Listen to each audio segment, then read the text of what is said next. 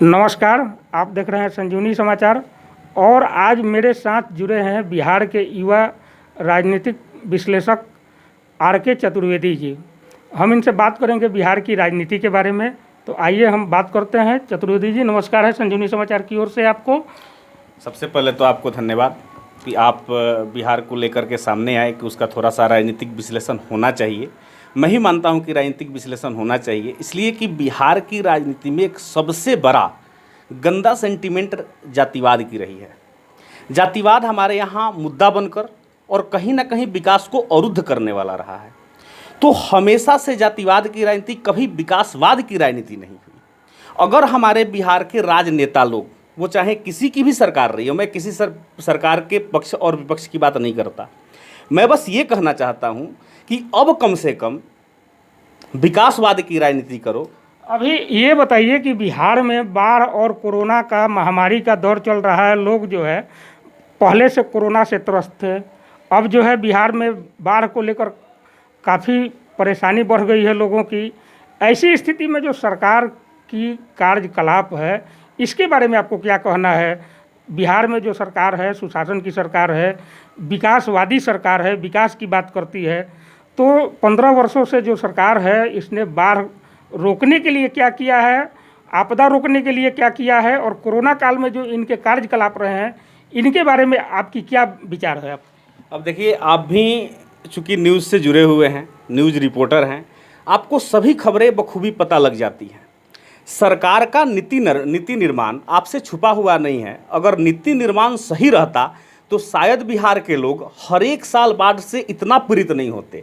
पटना जैसा राजधानी जो कि जल जमाव से हमेशा पीड़ित रहता है, उत्तर बिहार का तो बात ही छोड़ दीजिए, लोग कैसे जीवन जीते हैं, आप अगर उसको जाकर के सही विश्लेषण उसका कर लें तो खुद मानव होने पर, मानवीय मूल्यों पर शर्म आएगी। बिहार पूरे भारत का सबसे पिछड़ा राज्य माना जाता है और इसका कारण कहीं ना कहीं पॉलिटिकल आधार भी है, क्योंकि हमारे यहाँ पॉलिटिकल इच्छा शक्ति की इतनी कमी रही है कि जिसका हम विश्लेषण कर पाने में असक्षम महसूस कर रहे हैं।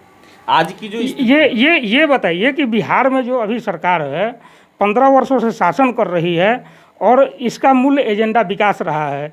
आपका कहना है कि बिहार में जातिवाद या देश में राजनीति में जातिवाद हावी है। तो अभी हमारे जो मुख्यमंत्री हैं, इन लोगों का जो है मूल एजेंडा विकास रहा है। 15 वर्षों से ये लगातार शासन कर रहे हैं, बावजूद इसके बिहार से पलायन नहीं रुक रहा है। आखिर ये कौन सा इन लोगों का विकास है कि बिहार से पलायन नहीं रुक रहा है? इन लोगों का जो एजेंडा है, आपको क्लियर कट थोड़ा सा कुछ बातों को हम करना चाहते हैं आपके सामने कि इन लोगों का जो एजेंडा रहा है केवल वोट बैंक की राजनीति का रहा है। कभी हमने शुरू में ही कहा कि विकास की राजनीति का रहा नहीं है। इन लोगों को लोगों की भावनाओं से कोई मतलब नहीं है।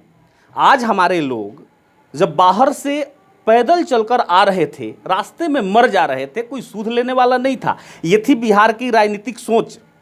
और कहीं ना कहीं कुछ फिल्म स्टार, कुछ ऐसे लोग जो अपने मानवीय मूल्य को समझते हैं, वो सामने आकर के कार्य किए, लेकिन कोई सरकार ने इसके प्रति ठोस कदम नहीं उठाया। और बिहार में आप जानते हैं कि डबल इंजन की जो सरकार चल रही है, सब लोगों को अपेक्षाएं तो बहुत थी, लेकिन अपेक्षा पर इन लोगों ने जो चुना पोता है, कालिक पोता है, वो सराहने योग्य है। आप समझ सकते हैं। चतुर्वेदी, आपसे हम ये जानना चाहेंगे कि बिहार में जो 15 साल से नीतीश कुमार जी और सुशील कुमार मोदी जी के नेतृत्व वाली सरकार है, तो इनके कोरोना काल के जो कामकाज रहे हैं, उसमें जो अप्रवासी बाहर से लौटे हैं और बाढ़ की स्थिति में जो अभी लोग विभीषिका झेल रहे हैं, ऐसी स्थिति में लोगों में काफ़ी आक्रोश की खबरें पूरे बिहार से, जगह जगह से, ज़िले से, प्रखंडों से, पंचायतों से आ रही है।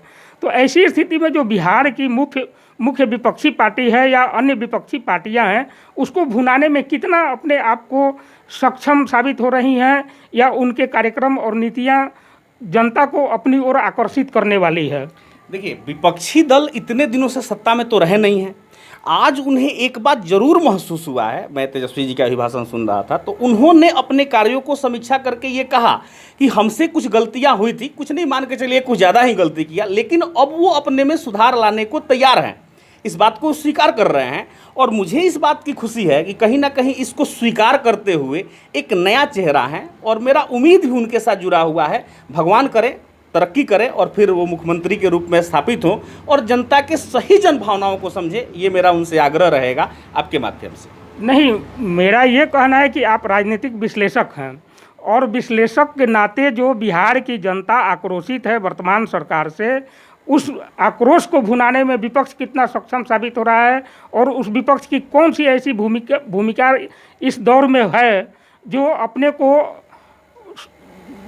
आक्रोशित लोगों को अपनी ओर आकर्षित करने में सक्षम होगा और आने वाले विधानसभा चुनाव में इसका लाभ उसको मिल पाएगा या नहीं। देखिए, हमने यही आपसे कहा कि 15 साल से वो सत्ता में नहीं है। आज उन्हें सत्ता का एक जो समझ है कि अब मुझे सत्ता में आनी चाहिए, इसके लिए वो डोर टू डोर कैंपेनिंग कर रहे हैं, ये दिख रहा है। लेकिन नीतीश कुमार जी एक बार भी निकल कर बाहर नहीं आ रहे हैं।